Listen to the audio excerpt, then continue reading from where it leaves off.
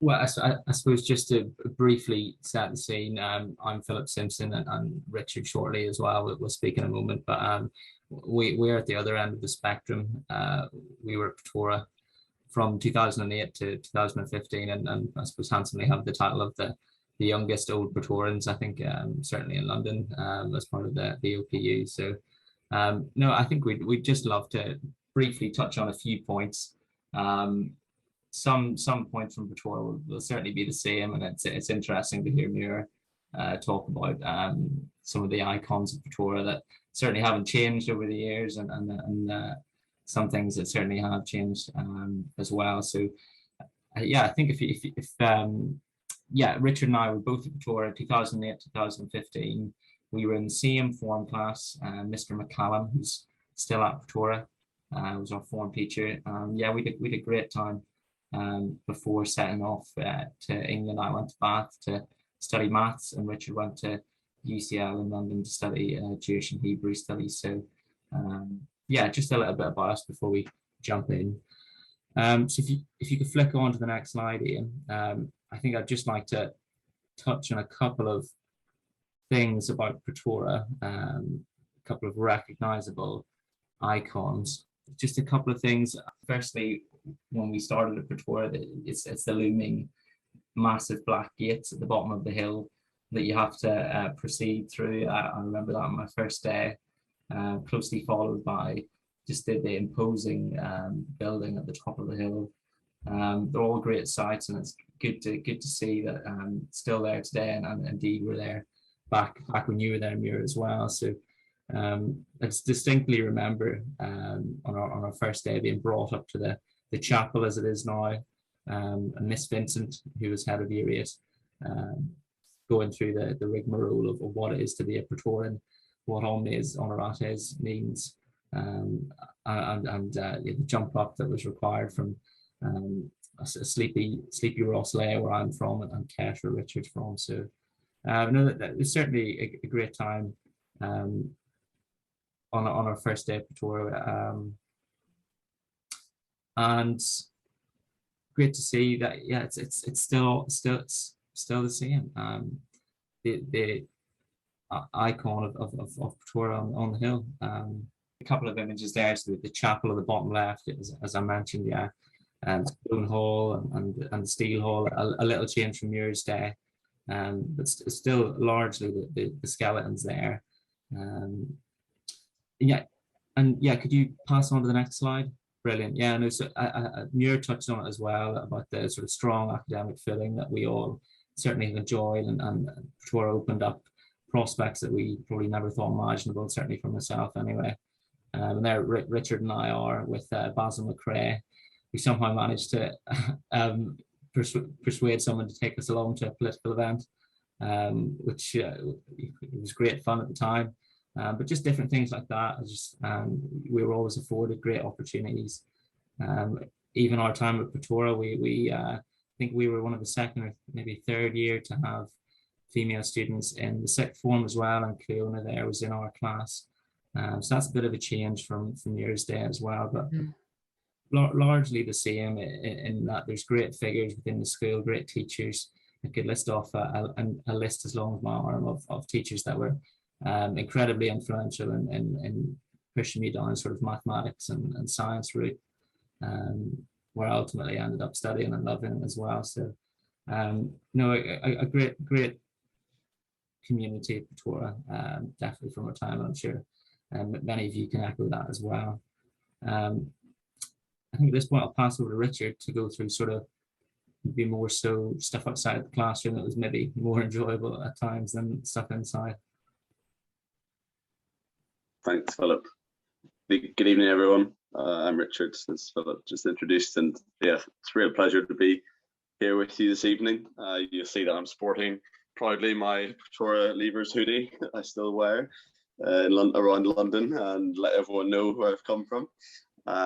Thank you, Muir, as well, for your contributions. Fascinating to hear about Bert, the caretaker. You know, we had in our day Pat, the caretaker. I think originally, I think he had a Polish surname and a bit of a wonky leg as well, and he's dearly dearly remembered and sorely missed by everyone at the school, obviously. But great to hear your stories. So just on the extracurricular side of school life, if we can flick on to the next slide, please. We know that school life of any well-educated Praetorian was made complete by what took place outside of the classroom in various extracurricular activities that offered sometimes the dearest memories for many of us. I'm sure you'll agree. Now, Philip and I never really got involved in rowing at the school, so neither of us are really well placed with any expertise to speak about this, and I realize there are many others in the call who are better placed to say such things, but I thought it would be a crime to leave rowing out of our contribution, because it was something that we were at least adjacent to, and it was a big feature of school life when we were there. But Philip and I decided that I was the better one to speak about this, given that I at least lasted 3 months in the book club from Christmas to Easter. But then the long 2-week Easter holiday tore me away from the intense 7 a.m. training regimes 4 days a week, and I didn't make it back. But I can proudly say that I did row in at least one race, our own Erne Head of the river, which was a great experience. But on the slide here, you'll see exactly what I mean by those more qualified. I believe we have Mr. Robert Northreach on the call with us in Enniskillen. Hello, good evening to you. And all of his decades of hard work, along with many others, you can see resulted in somewhat of a culmination of hard work of fundraising to open the Northridge Boathouse that Dr. Michael West there is unveiling. I think maybe 2011. It was one of our final years of time at Pretoria. It was unveiled, obviously rightly gaining Robert his MBE as well for his contribution to the community. And from my short time getting in, lifting the boats out of the house onto the river and getting in there, I remember doing that alongside fellas from St. Michael's across the town, obviously from the Roman Catholic school, and I remember there being a real unity in the boat club. And I know that since the sad event of the Enniskillen bombing, there was a real community spirit to have the boat club as a place of coming together, and that was a good, I think, formative experience for me to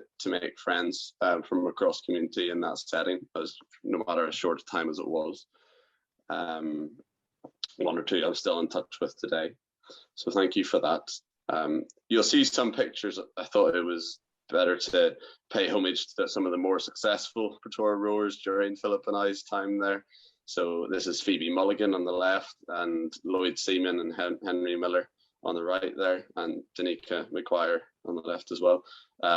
They went on to, like a few others each year, I believe, went on to represent Ireland on a European level and sometimes international level in competitions.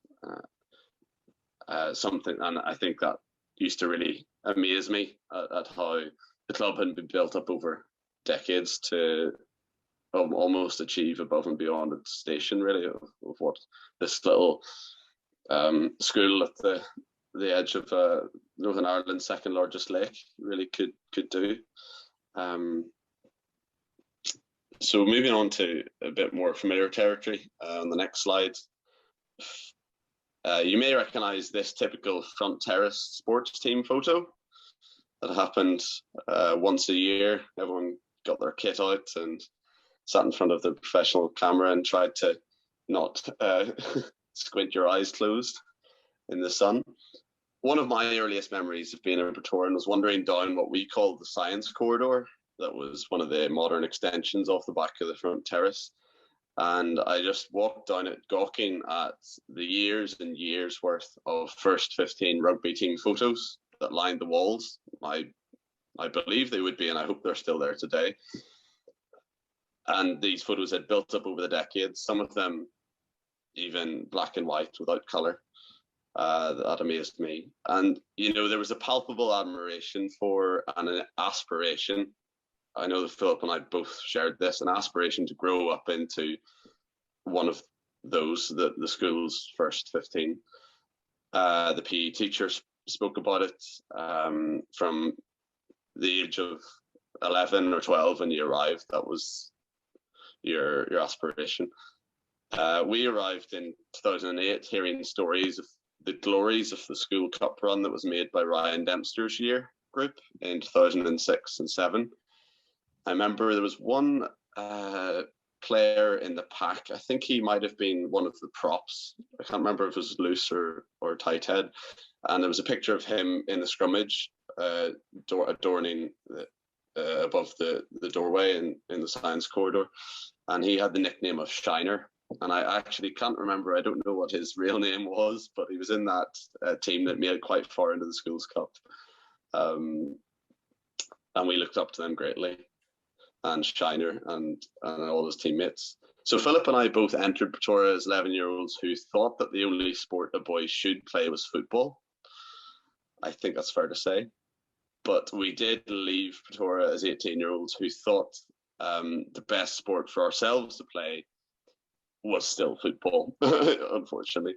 However, we did leave with a new appreciation for and definitely a real interest in the great sport of rugby. And we've got Pretoria and all of its great coaches to thank for that. I think one of the best decisions that Philip and I made at Pretoria was to get involved in the school rugby teams. We may even regret not pushing a bit further into A-levels. But we made the best memories with this medallion team in our 4th year that you'll see pictured. I remember Philip and I both became so absorbed in that competition during that year, and being part of that team meant so much to us. Coached incredibly by the Finlay family, which is a bit of an institution around Enniskillen there. Terry Finlay on the left, and his son Ross on the right. And they're a family rich with Pretoria and Enniskillen rugby history running through their veins. It was a year where every aspect of school life was seen through the lens of being part of that team, training, playing, and progressing to the quarterfinals of the Medallion Shield. And I honestly remember personally thinking that I didn't know what school life was going to be like after that team ceased to be. It turned out that we both focused a bit more on our A-levels exams and played probably a bit more football, but then got called in to fill some spaces in the seconds team when we had a chance. Moving on to the next slide to give you an idea of just another aspect of extracurricular life that Philip and I spent a lot of time on was the Scripture Union Society, and this is just a picture of the committee that we were part of in our final year of school. Spent a lot of time organising meetings and inviting speakers to deliver a short talk at a lunchtime meeting that we had once a week. And I just think, looking back, it was actually a really great, formative opportunity to gain experience very early on in leadership. And it did give me a background that many others didn't have when I went to university and sought positions of leadership at that stage. It was also a lot of fun to do it with Philip in the front there, me at the back, and these other guys.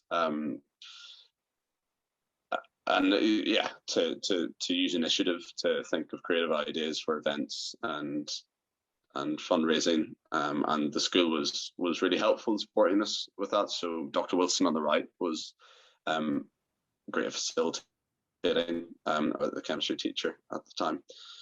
We were also supported by the E3 schools worker that's employed by Scripture Union NI. At that time, it was Mr. Jeff Gaughan.